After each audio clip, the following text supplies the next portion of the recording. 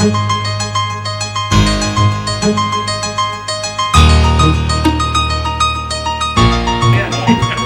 10 o'clock and it's time for the council be in session.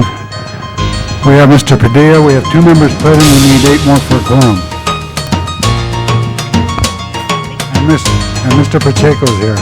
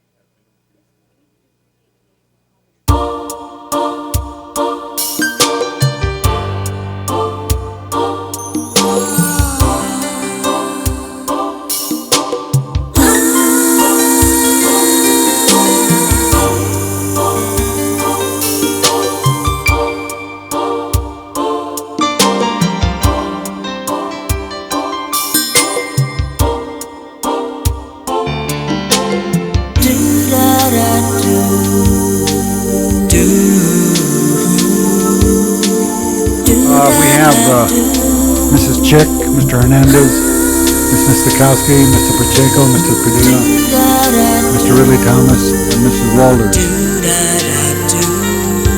We have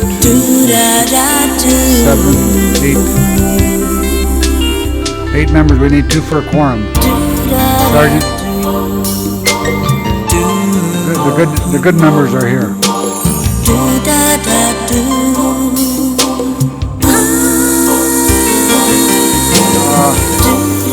Sergeant, would you go find those 2 others?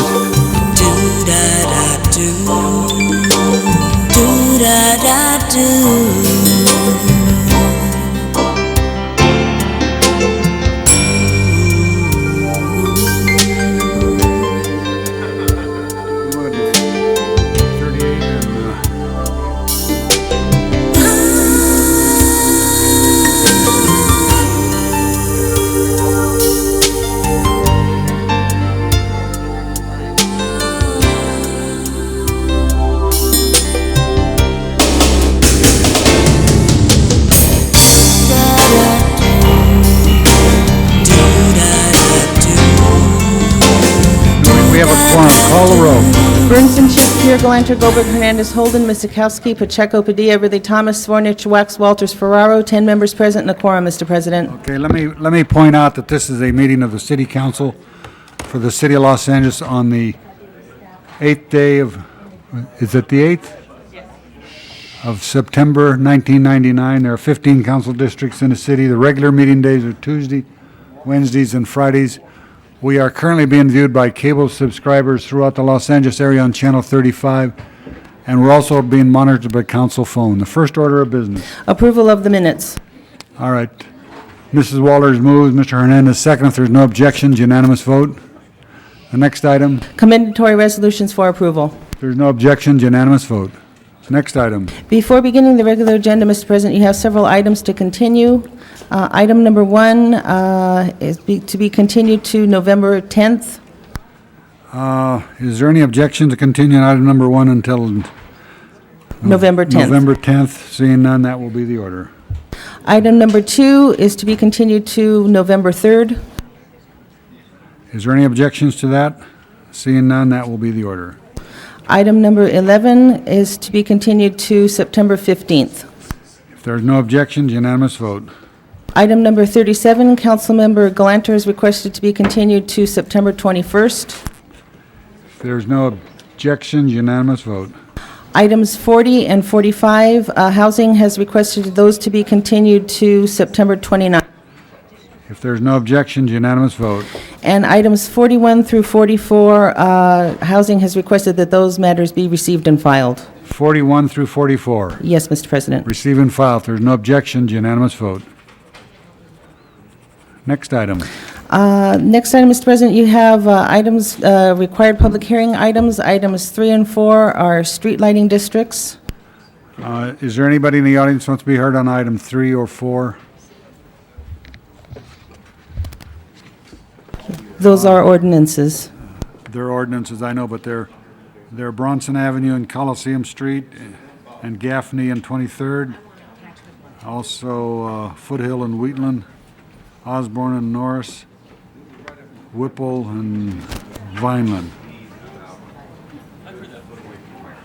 If not, the public hearing is closed. Those are ordinances, so we'll hold them on a desk. Next item. Item 5 is a public hearing item confirming assessment for maintenance of sidewalks.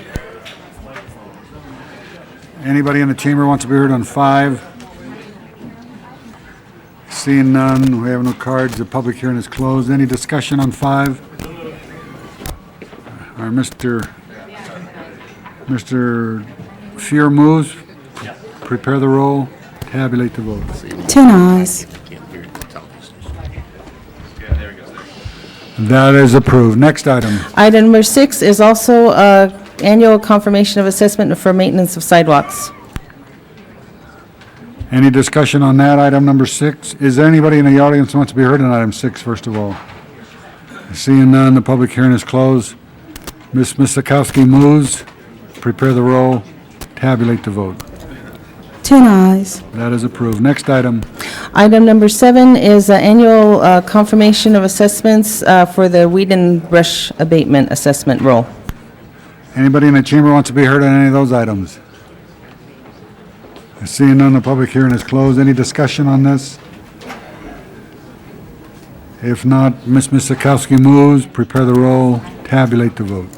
10 eyes. That is approved. Next item. Item number 8, you have a card. Yeah. Item number 8, we have H. Craig Parker that wants to be heard.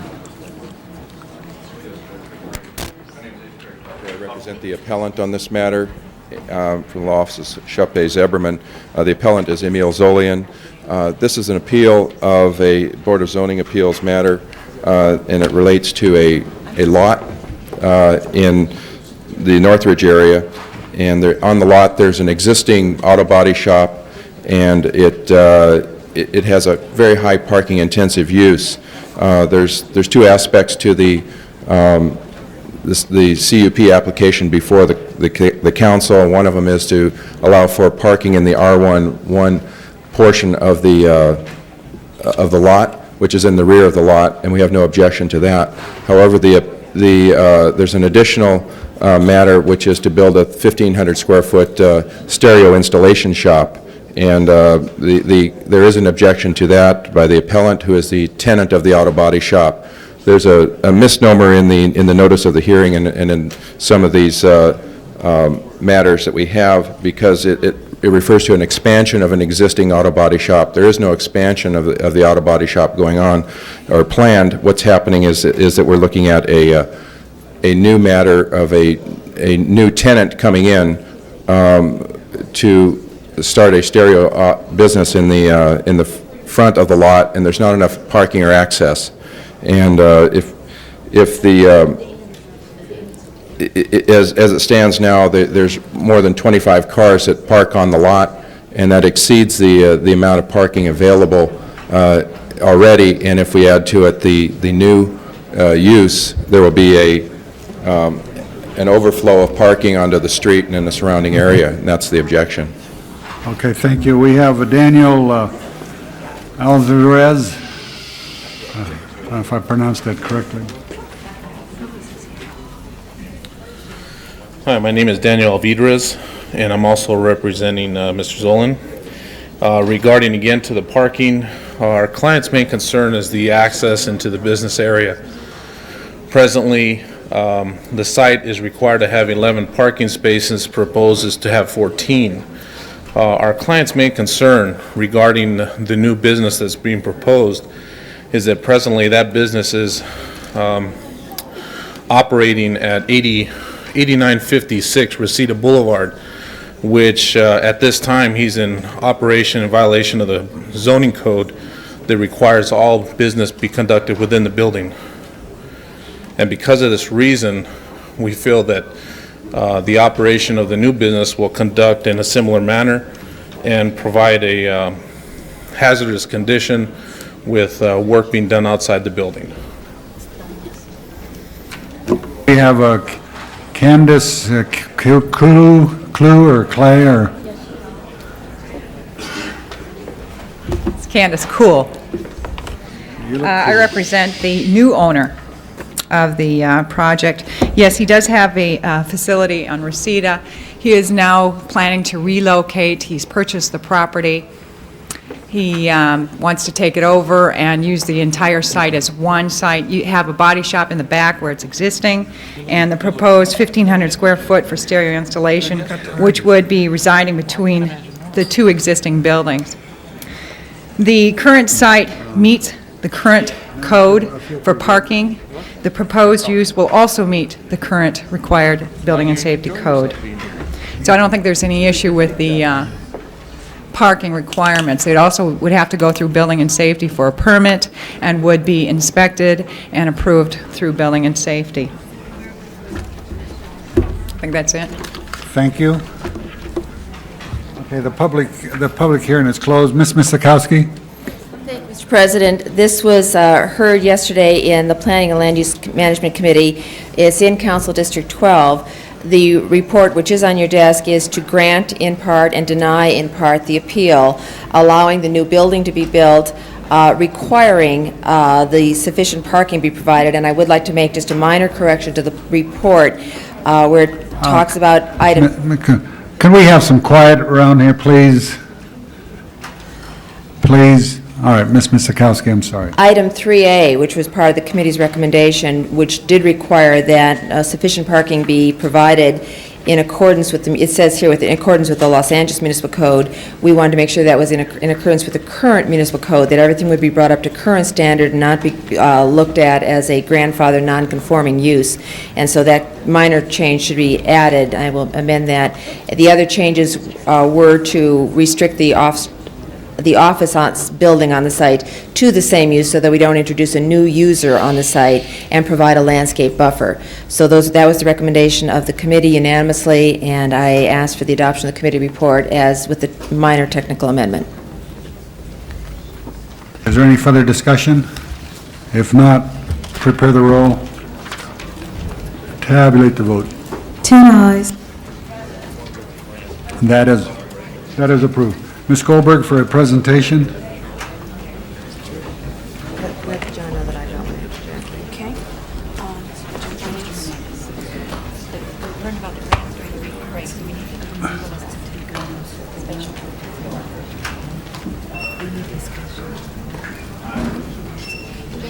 Nice to see you too, darling.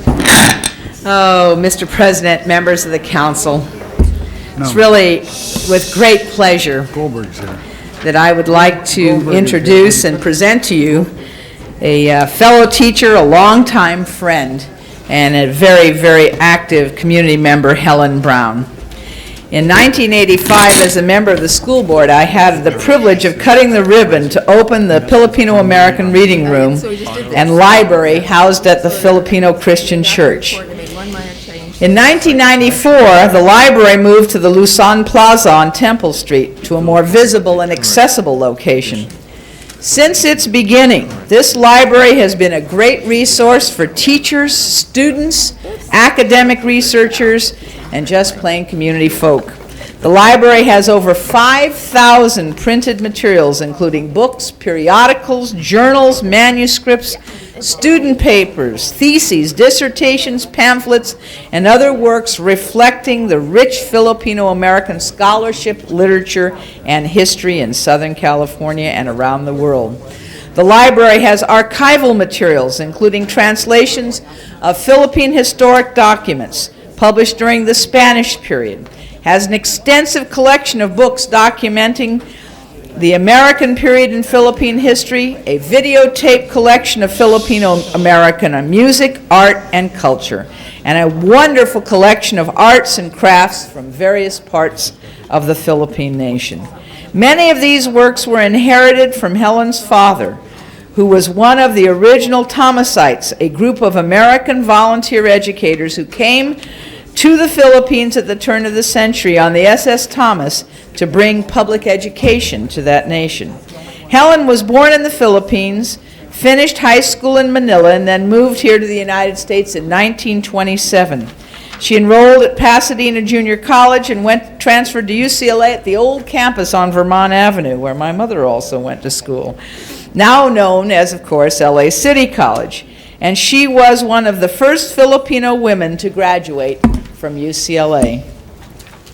She had a long professional career as an educator and a social worker with the Los Angeles Unified School District, a former commissioner with the Schools District Asian Pacific American Education Commission.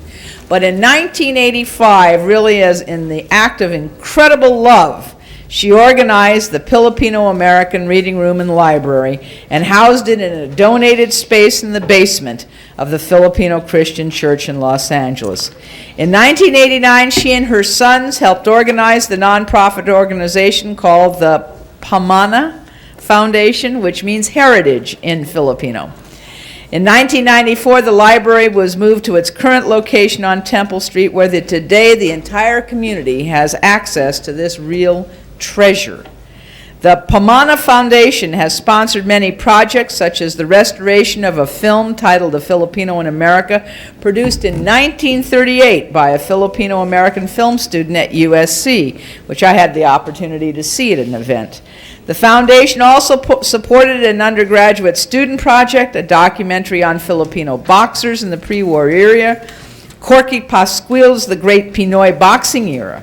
Today, the library is also a venue for lecture series, film showings, art exhibits, storytelling performances for children, books, launchings, and receptions for authors and educators.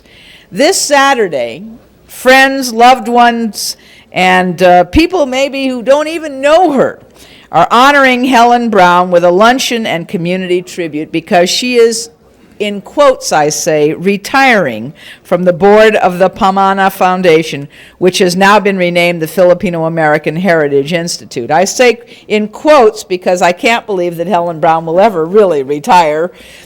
She has more energy than anybody I've ever known. I wanted to bring Helen here to City Council today so that the entire City Council could join me in recognizing her contributions to education, and because she is such a wonderful, loving, and giving person. There are many fellow teachers and students, researchers, and community workers who now have an appreciation and an understanding of Filipino-American literature, history, art, and culture because Helen Brown cared enough to share her life and her treasures with more than just her immediate family, but with the family of all of Los Angeles. And so, Helen, it is my great pleasure and my great honor to present to Helen Agcaoli Summers Brown, I hope I said that pretty close to right, on the occasion of retiring from the board of directors of the Filipino-American Heritage Institution. I want to say to you that this ends, and I'm not going to read it all because I've pretty much covered a lot of it in what I said today, but it ends with, be it resolved that by the adoption of this resolution, the City Council of the City of Los Angeles hereby joins me in commending Helen Agcaoli Summers Brown for her lifelong commitment to education and for being a magnificent source of inspiration for a whole generation of Filipino Americans. We wish you well in your retirement from the Board of Directors, and we wish you well in all your endeavors. Congratulations, Helen.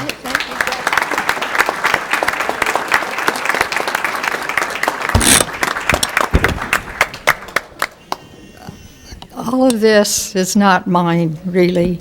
It belongs to the community, a very diverse community, a small proportion of which is here today, and I would like to introduce them to you as they've been very valuable in their contributions to the whole history of this diverse community that has enabled to further enrich everyone that belongs to our community. Thank you, Jackie, for your remarks, and I would like to introduce Tanya Azaris, who's a professor at UCLA, Lee Colomby, who has been very active in the community, and Lee especially found her Filipino identity through the library, for which she was very thankful and recognized the diversity of her own background. And we have Sam Balukas, who's been a staunch member of the community for ever so long, and his contributions have been so valuable. I sometime will have her come here someday and relate some of that to you. And also we have Naomi Austin. Norma Austin, also a member of our community that's been very valuable in her contributions, as well as Melanie Ruiz. And then, of course, my old standby that's with me all the time, my firstborn, William Brown. Thank you again, Jackie, for the remarks. Thank you. We're going to go back and take some pictures. Oh, okay. Thank you, Mr. President. Thank you, members. Thank you, Ms. Goldberg. Ms. Misakowski for a presentation.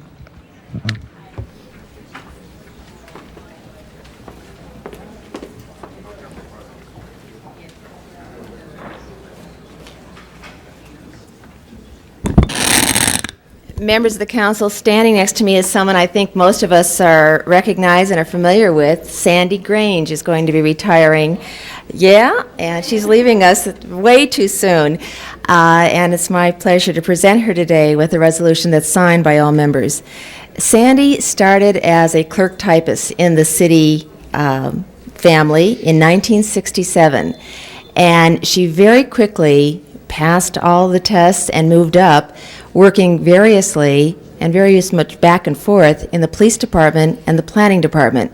And in each area that she advanced, she, as I said, advanced very quickly and worked her way up to working in the executive offices in both areas, working for the office of the chief in the police department, working with the executive office in the planning department, and ultimately then going out on her own and becoming the planning department press officer, handling an awful lot of calls on land use matters and public information distribution in the planning department.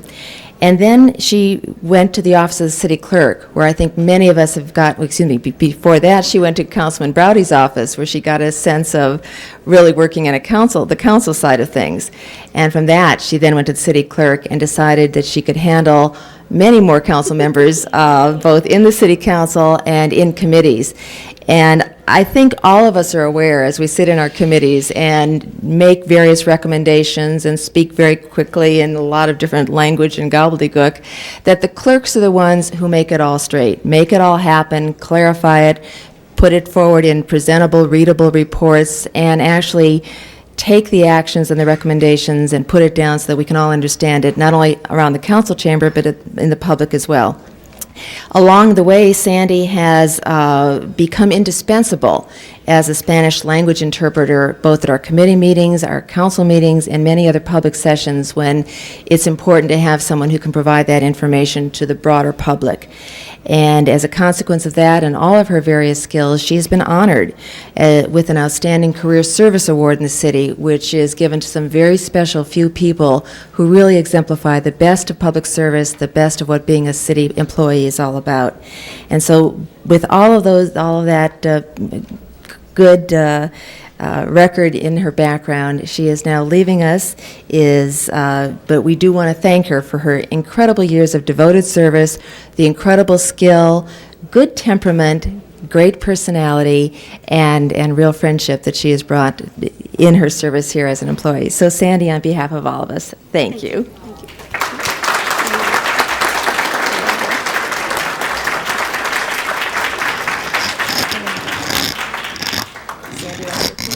Thank you, Madam President. I want to say to Sandy that I am really sorry to see her leave. She's certainly been a bright light around here. I've really enjoyed working with you and getting to know you, and all those little special things that you do have just been wonderful. And I wish you the very best in your retirement. I hope it won't be the last time we see each other.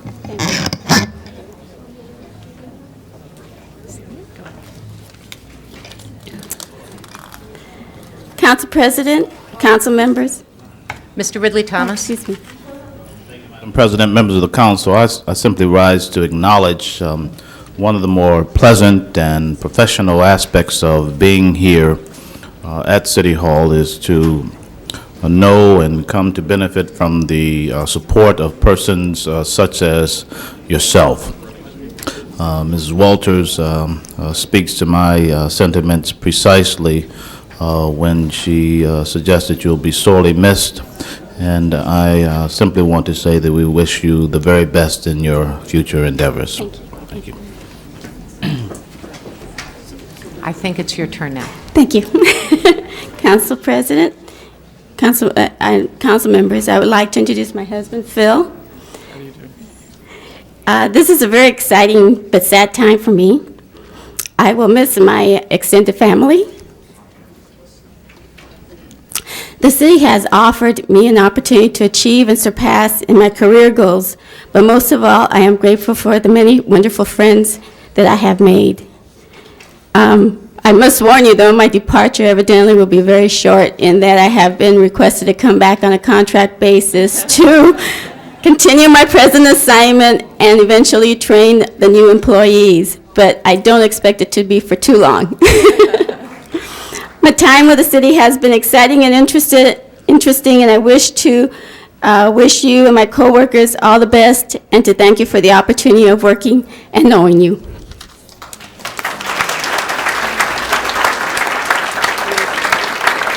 Mr. Chairman. Ms. Goldberg?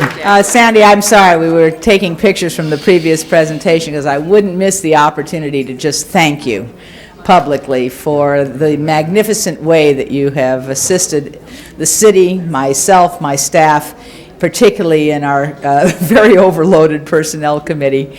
I don't know what we do in personnel. We get people and then they retire. I don't know. I guess we work them to death. But seriously, the professional manner in which you do your job and the good spirit that you have in some of the meetings that would go on for hours and hours, and the clarity with which you wrote the reports up that everyone would understand what was going on and what took place is really dynamic. And then added to that, you're just great personality and cheerfulness and willingness to be involved in everything that needs to be done to make sure that things went smoothly was greatly appreciated by myself and my staff as well. And we will miss you terribly, and I'm thrilled that you'll be back for a little while anyway. But thank you very much, so much for all of your years. Let me point out, Ms. Goldberg, that as president of the city council, I'm going to reject her. Well, I wouldn't urge you to do that, but I'd certainly give it a thought. I don't know. Anyway, thank you. Thank you from the bottom of my heart. Sandy, good luck to you. Thank you very much. Okay.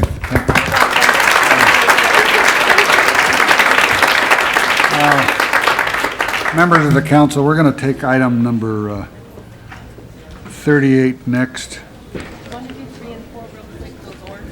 Oh, the ordinances, yeah. Yeah, prepare the roll on the ordinances 3 and 4. Tabulate the vote. 12 ayes. Those are approved. Thank you. Okay. Okay, item 38, we have some people who want to be heard. Kathy Knight. And then Patricia something. Hello. And Sabrina. Kathy Knight, did you want to be heard on this? As if you haven't been heard before?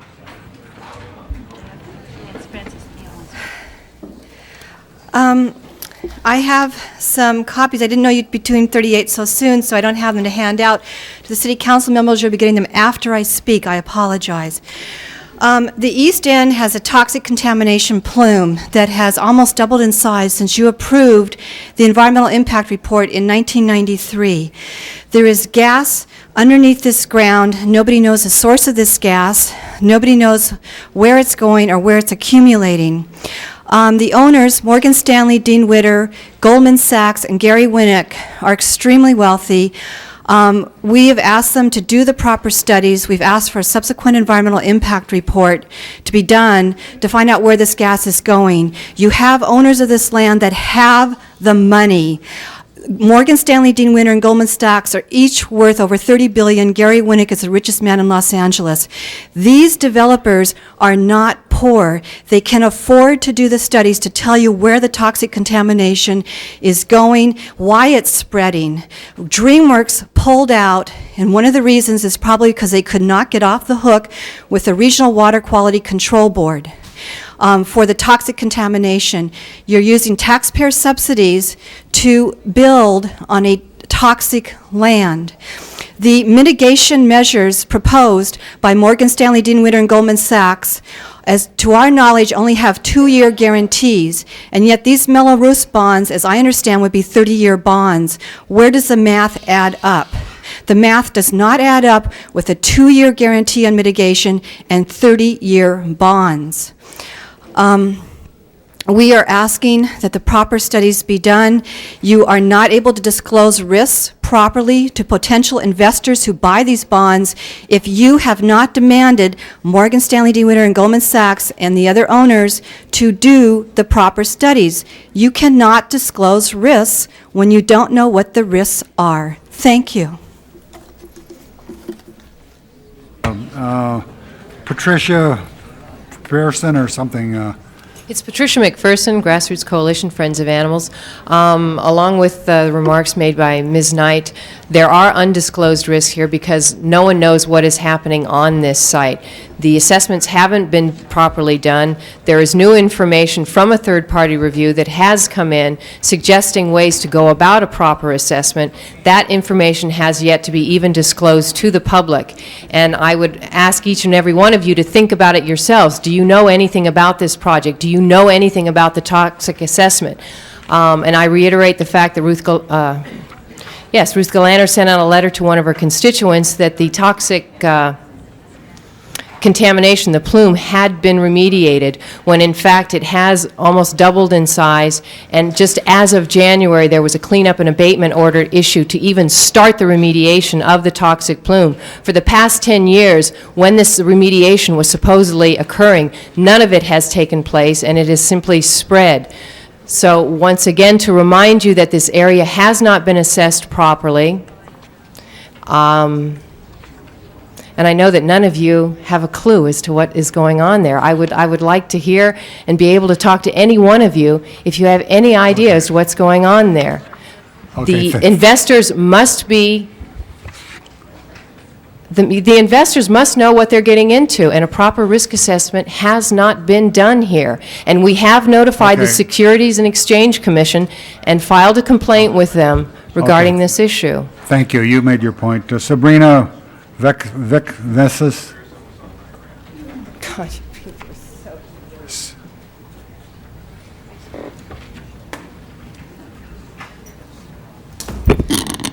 Good morning, Council. My name is Sabrina Venskis, and I'm with the Bayona Wetlands Land Trust. Unfortunately, I appreciate having the opportunity to speak today. I wasn't given the opportunity last time the Council visited this particular issue regarding Community Facilities District 4 and 5, for the record. I would like to point out that I believe that it's premature for the City Council to approve the recommendation today. Community Facilities District Number 6, the justification for approving, getting the ball rolling on this was that DreamWorks was involved. Now, DreamWorks is out, and yet the CAO report suggests that the City Council should still approve the 3 incentives that were originally supposed to be approved because DreamWorks was there. I believe that the report states of August 10th, 1999, that the report states that it is the city's understanding that the Playa Vista developers intend to still have an entertainment media district, even though in place of DreamWorks abandoning the project. Well, that's great that the developer intends to have an entertainment and media district, but there's no commitment, there's no sure thing yet.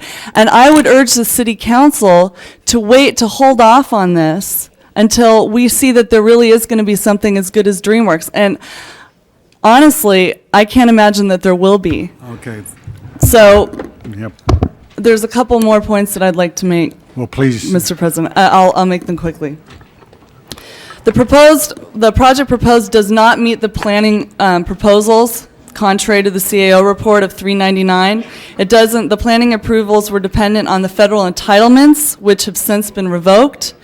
In fact, the City of LA is currently being sued on vesting the track maps for this project based on these facts. And further, the report states that the recommendation to approve the ROI is based on summary information provided to the city by the developer. And I'm suggesting that more study must need to be done, something that's more objective, not just information that's been given by the developer. We need an objective fact gathering. It's imperative in order for the city to make a reasoned decision, especially because of this historically large amount of bonds that would be issued, almost the entire 550 million. 428 to be exact. And I appreciate you listening. Thank you. Okay. Thank you. The public hearing is closed. Ms. Galander moves approval. Is there any discussion on this item? Ms. Goldberg introduced an amendment to the report early on, I think we were adopted by the council that notwithstanding what you do here today, the monies cannot be expended to such time unless and until that report comes back relating to the contaminated soil as relates to the gas. So I think you want to make that as part of the record. Okay, thank you. All right, prepare the roll on item 38. Tabulate the vote. 12 eyes. That is approved. We'll send that forthwith. Next item. Item number 9 is a public hearing item, public convenience or necessity. Item number 9. Is there anybody in the chamber wants to be heard on 9? I need a motion from the floor to grant or deny the application. Mrs. Walters? What is the motion? Okay, Mrs. Walters moved to grant the motion. Prepare the roll. Tabulate the vote. 12 eyes. And that is approved. Next item. Item number 10 is also a public convenience or necessity. It's in Council District 7, and I need a motion to grant or deny the application. Request for continuance on both 10 and 11? Huh? Request for 1 week continuance on both 10 and 11. 1 week's continue on 10 and 11.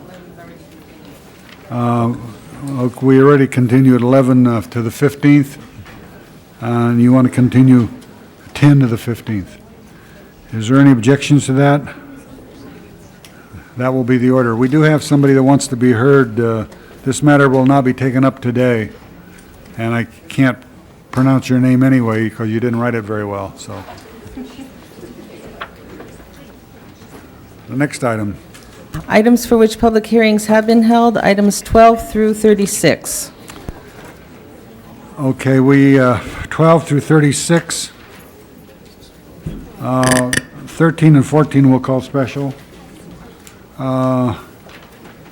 36 has a different recommendation, so we'll call that special. Any other? We have somebody that wants to be heard on 35, but we've had public hearings on this already.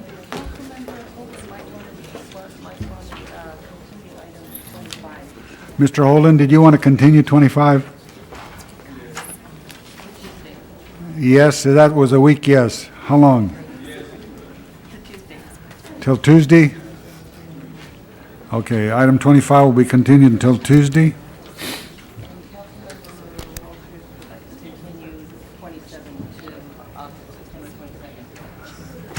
September 27th? All right, Mrs. Wallard wants 27 to be continued to September 22nd. There's no objections, that will be the order.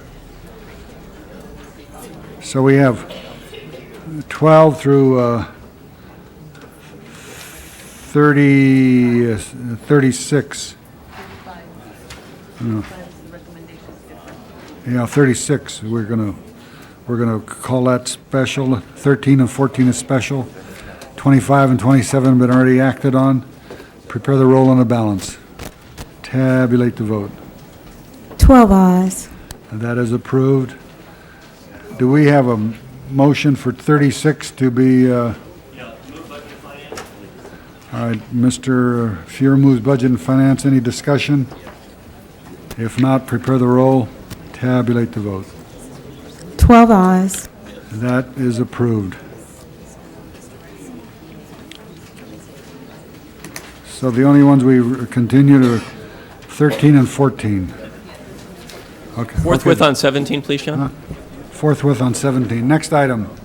Items for which public hearings have not been held, item 38 through 67. Anybody in the chamber wants to be heard on any of those items? 38 through 67. Anybody want to be heard? Seeing none, the public hearing is closed. Any specials? 47 is called special. Which one?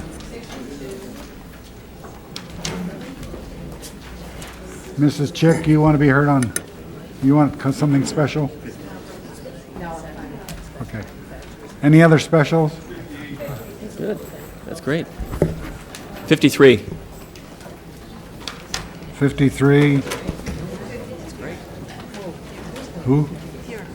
On 67, we could, there was just a mistake in the amount of money. If we change that, we can vote on 67 now. I mean, 62, excuse me. 62. 62, thank you. It should say $8,700 instead of $5,700. Okay, there's no objections to that change. Okay, we have 52 should be referred to Public Works Committee. If there's no objections, that will be the order. And 59 to Budget and Finance. What about this 50? Did you do anything with 50 yet? Okay, let's see where we are now. 38. Where's this 50? We've done 38. 39, 40 we continued. 41 through 44 have been received and filed. 45 is continued. 47 we call special. 50 we call special? No, 62. 62? No, 60 Uh, also. 52 has been referred to Public Works. 53 is called special. 58 is called special. 59 is called, referred to Budget and Finance. 60 is called special. And 62 has been amended, and that's in order. So if there's no other specials, call the roll on the balance. Tabulate the vote. 12 ayes. Mr. President, Those are approved. forthwith on 30, item 30. Forthwith on 30. Mr. President, who called 58 special? I thought it was 59. Yes. 58 special. Who called that special? That guy right next to you. Nate? Tap him on the head, he'll wake up.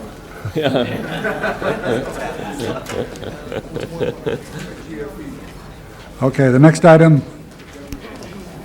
Next item, Mr. President, 13 and 14, we're waiting for reports. Item number 36, excuse me, that's, item 47, call special by Councilmember Goldberg.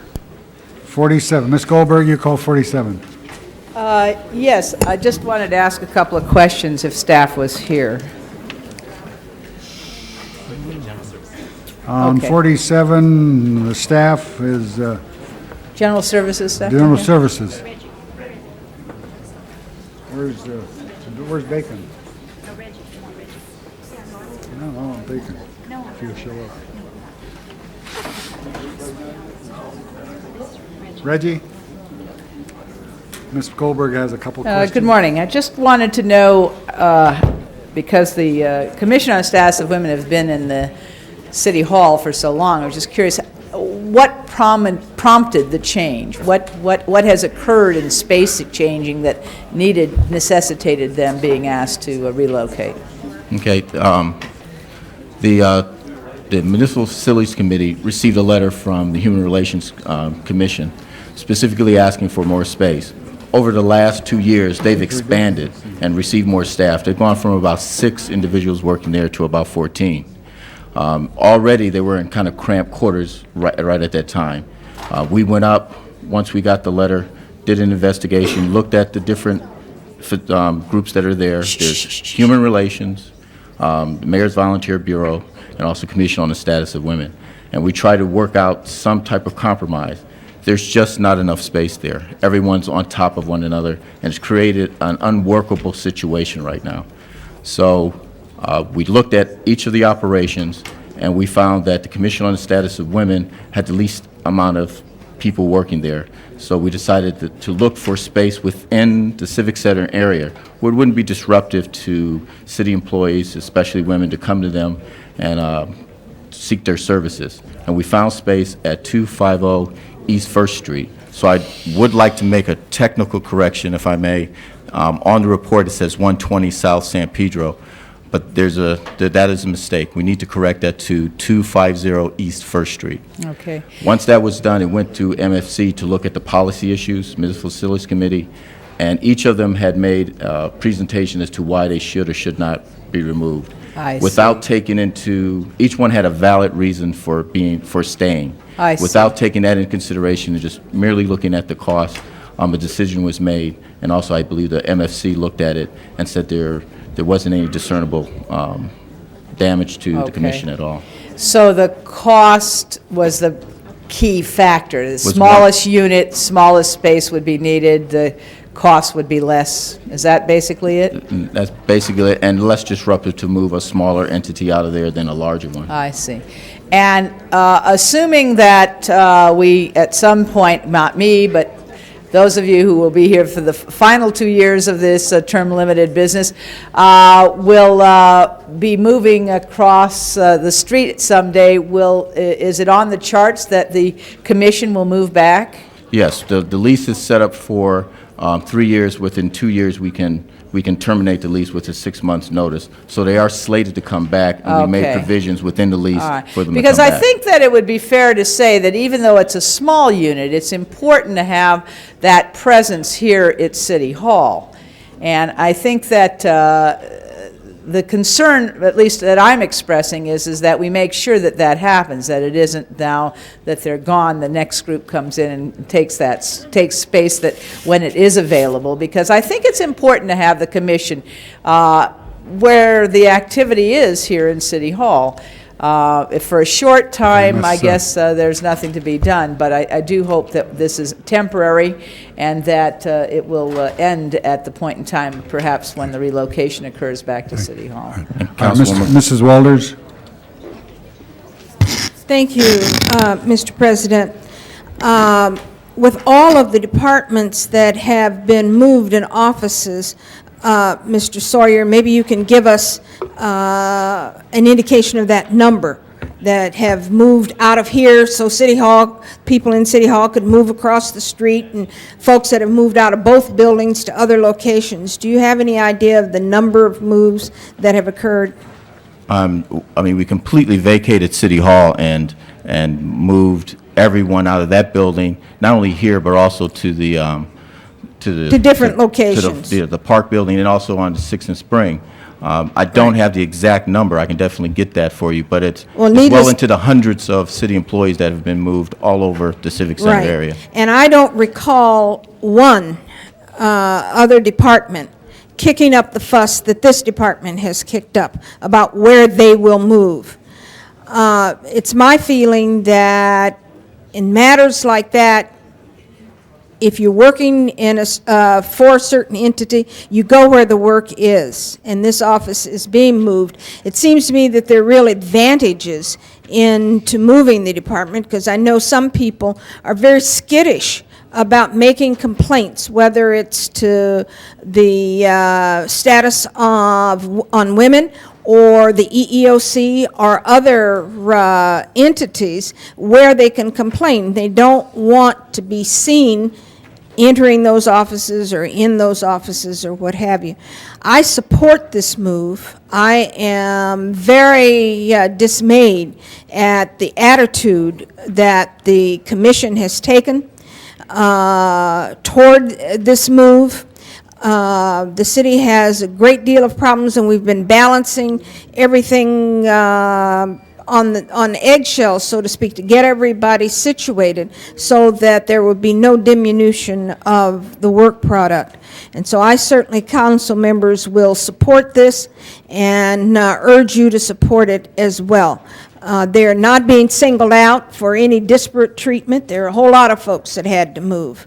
And I'm sure there are a lot of folks that didn't want to move, but they moved and cooperated with getting it done. And I, for one, don't appreciate this defiance. Mr. Holden? President, members, whenever you have to pack up and move, even if it's from one house to another, it's a big effort, big push. And there are a number of reasons why I think that, and they're all good, already been expressed, why we should think about this twice. This commission is serving a population which is majority population of employees in the city of Los Angeles, and that is the women. It is they, not their counterpart, men, who tend to complain about what the problems are in the workforce. And it seemed to me, at least, that once they've identified their location, their duties and responsibilities to to take them off the internet or to have them be relocated, to make it difficult for someone to explain their problems associated in the workplace, and it will be because they have to travel a longer distance. They know where they are today. I think, and they're such a small group, you probably should move the Human Relations Commission. It's new, it's just been created. If you're going to move somebody, I don't think that we ought to really move this group. I think that you're going to disadvantage a lot of people. A lot of people won't know where they are, and they may not want to go over to Alameda and First, and they may not be able to get there during their working hours. It's not readily accessible. So I don't know why you have to vote on this today, or do you have to vote on it today, Mr.? Because we need to go over and take a look. I'd like to go look at it, where they are today and where they're going to move to, and how much build-outs can be required, what kind of range you're going to make. Do you have any drawings, do you have any sketches? Something to show the people what it's going to be like. We've alerted the Commission on Status of Women where the space is. We've offered for them to visit the space. They have not taken advantage of that. But if I'd like to do that. Could you wait a day? I know that the occupants for Human Relations and also the Mayor's Volunteer Bureau, they've taken on staff right now that was improved in the budget. And I think this council has already approved additional people. They need the space and they need. Oh, I understand, but one day won't make a difference. What a difference a day make? I mean, I got some space in my office. They can sit there until. Mr. Holden. You want a day? No. It's my understanding that there is no council unless I'm corrected, there's no council on Friday. Yeah. So what about Tuesday? I mean, to give me a chance to go over. Anybody else want to go take a look? Okay, Mr. Holden. I don't see anything wrong with that. Yeah, your time is up. Reginald? Mr. Ridley Thomas. Question, Mr. President, on the entire matter. I'll move to continue. Okay. For Tuesday. Mr. There's no second, so the previous question has been posed. Prepare the roll on the previous question. Tabulate the vote. 11 ayes, 1 no. That is approved. Now we have the matter before us. Prepare the roll. Tabulate the vote. 9 ayes, 3 noes. That is approved. Next item, forthwith on item 67. Next item. Item number 50, call special. Item 50. 50 or 50? 50. Who called 50? I did. Forthwith on that last item. Mrs. Walters? Item 50, council members, there's an amendment to item 50 on your desk. It's item 50A, which would delete the last paragraph, the last moving clause of the current motion, and substitute item 50A so that the Project Restore would pay for all cost of the event. And I move the amendment. Is there a second to that amendment? Yes. Okay. All right, any discussion? Item 50 we have as amended. Prepare the roll. Tabulate the vote. 12 ayes. That is approved. Next, forthwith on that. Next item. Item number 53, call special by Councilmember Fuhr. Mr. Fuhr, you call 53. Yes, thank you, Mr. President. Colleagues, I called item 53 special just to note for the council a direction in which I hope we will all go as this moves to committee, and that's to require that in the city of Los Angeles, no weapon be sold that can be fired by an unauthorized user. There's just no reason why guns should be sold that can be accidentally fired, no reason that guns can be sold where children can get a hold of them and fire them themselves. No reason why the city should allow guns to be sold only to be stolen and used by thieves. Unauthorized users should be prevented from firing guns that are sold in the city of Los Angeles. The motion before us calls for the creation of a new task force. The task force would include experts on public safety from the city and members of the gun industry. to put together a set of standards and phase in these standards. Those standards would include requiring that guns sold in the city have chamber load indicators and magazine disconnects.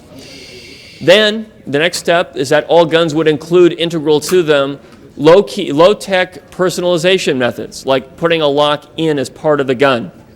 And finally, because there is now experimentation going on with new technology that fully personalizes weapons, finally, this task force will be called upon to identify the time in which we should no longer allow guns that aren't personalized, that could be fired by unauthorized users, to be sold in the city. That motion will go to public safety. We're going to hear the result of analysis of this within a very short period of time, within the next month or so. And I hope that when this comes back to the full council, that we will muster the collective will to take this next important step in making our city safer, in preventing accidental shootings, in preventing suicides, and in preventing the firing of weapons by those who don't own those guns. Thank you. Any further discussion on this item? If not, prepare the roll. Tabulate the vote. 12 ayes. That is approved. Next item, Item number 58, call special. Mr. Holden, you call 58 special? All right, the fire department's here, let them come forward, Want Mr. to President. continue the week? Huh? Oh, I think that we should have taken care of this 12 years ago when we were discussing GFE, and that's known as government furnished equipment. I think that's what you're asking for. We could have saved the city a lot of money, but it took them a long time to wake up. I think the department is here to explain it to us, Mr. President. I'm going to support this, but I think it's important that we provide certain information. Is that what this is all about? No? Mr. Hernandez? Mr. Holden, members of the council, Mr. President, basically we have a regional, it used to be the old Navy recruitment center at Legion Park that was basically left by the Navy and was vacant for a couple years. And then we as a city began a process where they allowed the city to start using their facility, and it's become our regional training facility. And now we are trying to make that a permanent facility for the city, and are going through the process of perfecting an application that we want to send to Washington. There are some competing interests, and at the same time, this is serving a tremendous need for the city in consolidating a lot of their training activities in one location and allowing for some of the old fire stations to become community centers, because those old stations were being used as storage stations. And so again, I think it's making a difference throughout the city, and I was just urging an aye vote. Right, I understand, Mr. President, members, Mr. Hernandez, this is surplus property, same as surplus equipment, if it were. Yes, sir. And, Mr. President, members, about 12 years ago, when we, fire department, or 11, were discussing purchasing a communication system, and the FAA was giving you a specific frequency that you could operate on, and we went out and contracted for that. I think I explained at the time that they could use government furnished equipment at that time. Government already had that frequency in place, and they elected to go out and spend about a couple $100 million, and then never got the system off the ground. Is that correct? Sir, I'm not familiar with the communication system. Right, well, the fire department just never worked, so I just wanted to have an opportunity to explain that, because we should use more of the surplus government equipment, and we'll find that we don't have to go out and spend hundreds of millions of dollars in most cases, and then declare it surplus after the system is not defined to be non-operational. So I'm glad to see we're saving some money rather than wasting it. All right, I'll vote aye. Members of the council, please don't hold it against me, but Mr. Holden and I both agree on this one, and I just ask for a unanimous vote.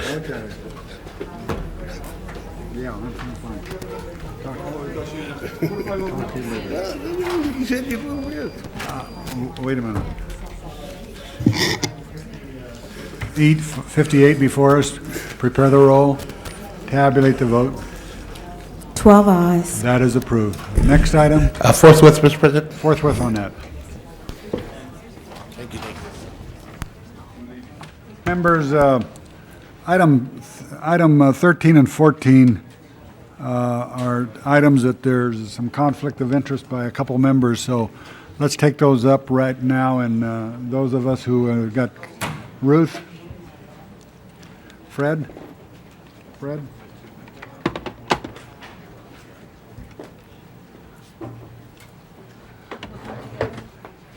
Don't leave. You break the quorum.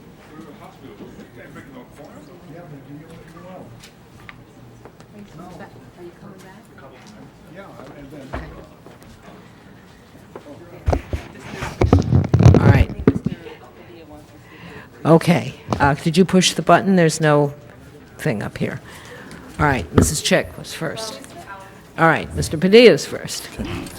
Yes, both items 13 and 14 were called special strictly to call attention to a revised committee report, and copies of the ordinances are available for members' review if you like. Okay. Thank you. I like that. That was 9 seconds. Mrs. Chick. I simply rise to add, as we move, I think, for a unanimous vote, that many of us were very comfortable with the transfer of ownership because we felt reassured that Bill Rosendahl, whom we all know very well and who has helped to make Century Cable a real community partner and a good corporate citizen, was going to stay on. And so as we move to make this official, I'm sending a message to the new parent company that we are very hopeful and anticipate that Mr. Rosendahl continue to play that very key role. Thank you. Anybody else? All right. Then the item is before us. Both items are before us. Open the roll on 13 and 14. Close the roll. Tabulate the vote. Wait, we got to get the vote tabulated first. 10 ayes. Okay, now, and the ordinance will go over, the ordinances both will go over a week because we don't have 12 members present. All right, that's that. Next item. Item number 60, called special. Item 60. Who called item 60 special? It's not noted on here. I did. Mrs. Chip, could you push your button, please? Thank you. Go. Okay? Yep. Colleagues, this motion asks for the police department, along with our city attorney, to report in a very short period of time to the Public Safety Committee on ways that we can actually enforce already existing and very sensible gun control laws in this city and in this state. As you know, many assault weapons and cheap handguns, often known as Saturday night specials, are already banned under state and city law.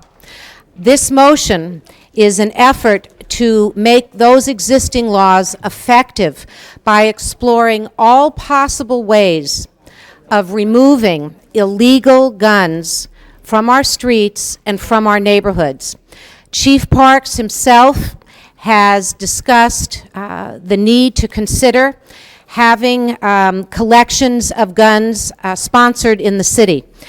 There have been other municipalities across the nation that have tried to do this, and as noted often in the newspaper accounts, some have been successful and some have been flawed. My motion seeks to find the very most sensible and effective way to proceed. The Police Commission President, Mr. Chaliff, has already undertaken through the Police Commission to direct the Chief to report back to the Commission by September 21st. So I'm looking forward to that report, along with feedback and legal advice from our City Attorney, to go forthwith to the Public Safety Committee, and then to hear from our CAO on costs of running such a program and moving very quickly to implement the collection of as many illegal assault weapons and handguns in this city as possible. Thank you. Ms. Goldberg? I don't believe that I pressed my button. You don't have to talk. Anyone else want to be heard on item 60? If not, prepare the roll. Tabulate the vote. 12 ayes. That is approved. Next item?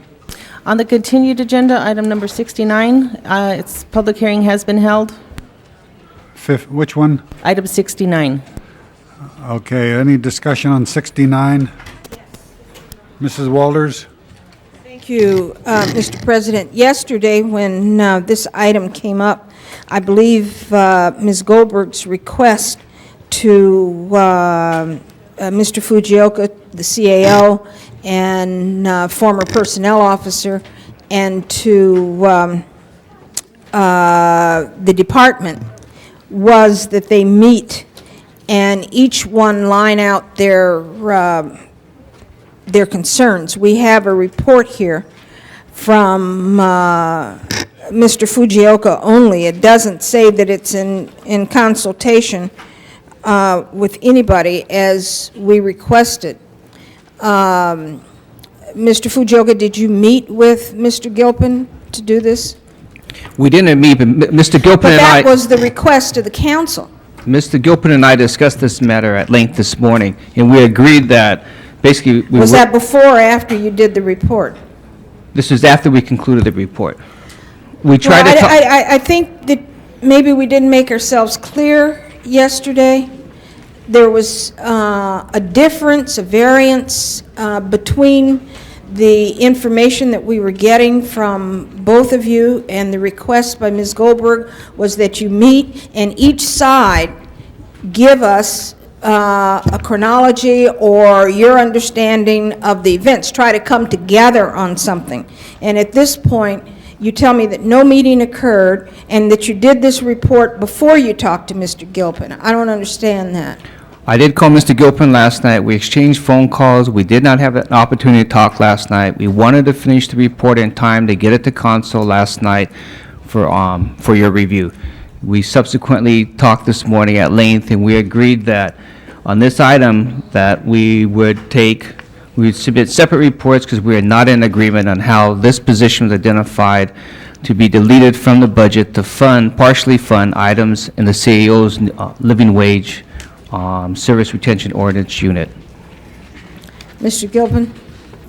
Yes, Ms. Walters, we still have a difference of agreement. Mr. Fujioka and I did attempt to call each other late last evening, but I believe by that time the report had already been written. We talked this morning, and since the report had been written, Mr. Fujioka did fax me a copy after our conversation. He's substantially correct. I want to put a little bit different spin on it. The report had been written, and it was clear to me that the positions that the CAO took were not different from the positions that they took yesterday. And I asked if there would be any change or any opportunity for us to have input, and since there was none, I decided at that point that we better hurriedly put our own report together this morning. So do you have that report? Yes, I do, and I just have given it to you, just recently have given it to your staff member. Could we leave this on the desk for a few minutes? Okay. Mr. Yes. Chair? All right. Ms. Goldberg, did you want to be heard? Yes, actually, I believe my request was that each of the three, the Personnel Department, the CAO's office, and the Bureau of Contract Administration would each give us a report so that we could get three different ones. That was because I didn't really expect you to iron out your differences, to be very honest with you. I thought if we got each of the three opinions, we could read them and compare them. Now I have been given by my staff the original report that came to the committee on 6/11/99, or actually went to the council at 6/11/99. From the original file, and it does give quite a lengthy history, which I don't think we have time to go into here.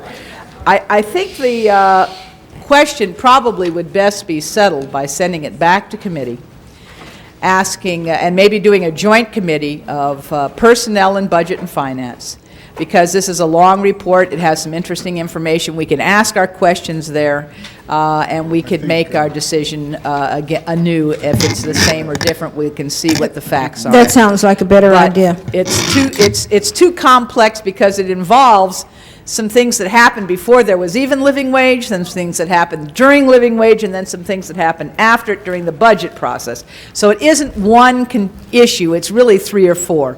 And I think the question ought to be posed whether or not the staffing is needed, however it is got to where we are. And if that's an issue, that's the only issue I think we should take up, because as I reread the report this morning, it is more convoluted than straight-lined, and I think we should just come to the grips with the issue of whether or not the position is needed and come to it at that. So that would be my request, is that we put this back into a committee, a joint committee, I think, with Budget and Finance and Is Personnel. there any objection to that, Mrs. Walters? No, it sounds like a All workable right, idea. if there's no objections, that item will be referred to Budget and Finance and Personnel. And we'll set up the joint. Okay, the next item. Bill? You have a special one. Councilmember Hernandez brought in a motion. The city attorney will explain the need to make the findings. Ms. Weingart? Yes, thank you, Mr. President. The state of California has sought the assistance of the community action agencies in increasing enrollment for poverty-level children.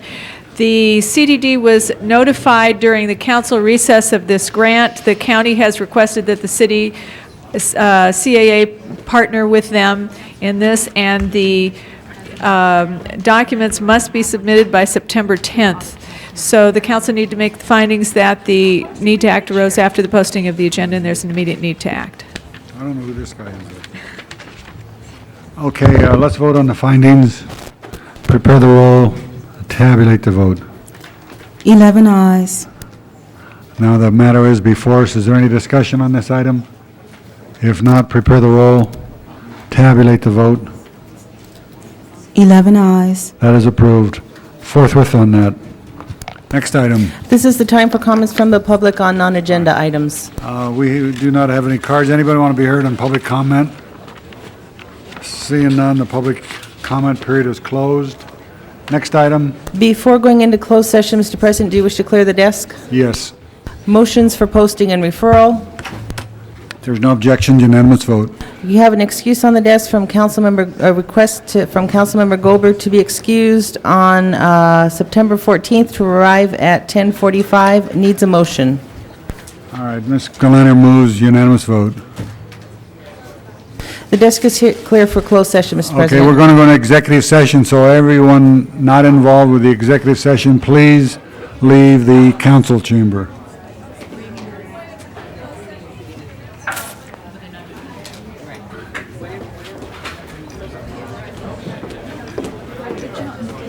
Says for Mr. and Mrs. Ferraro, except that this one isn't. I'm not going to distribute these until next Tuesday, because they've already gone out once. I was going to kind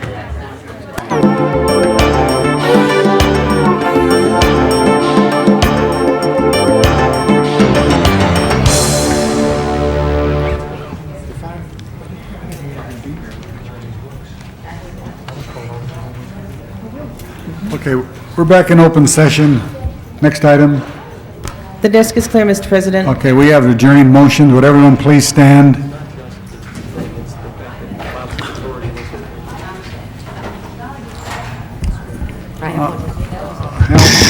Hal Bernstein's asked that we adjourn in memory of Cliff Welch, who was the former Assistant General Manager of the Department of General Services, highly decorated Korean and Vietnam War veteran, and he was a helicopter pilot. He leaves his wife and 3 children, and I ask we adjourn in his memory and all members.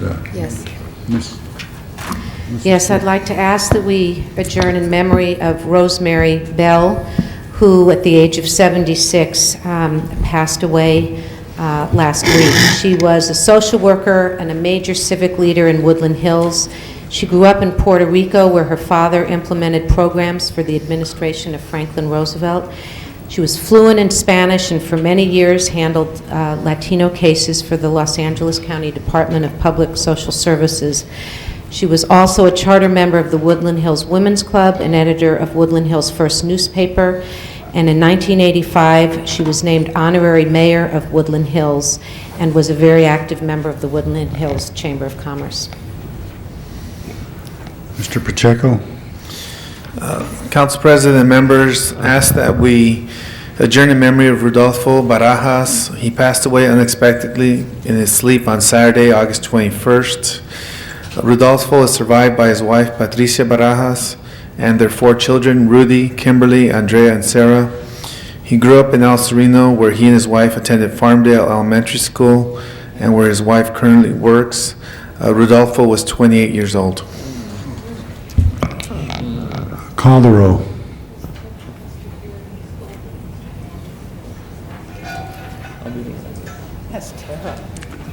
Aye, the council is adjourned. The council will not meet Friday. Is that correct?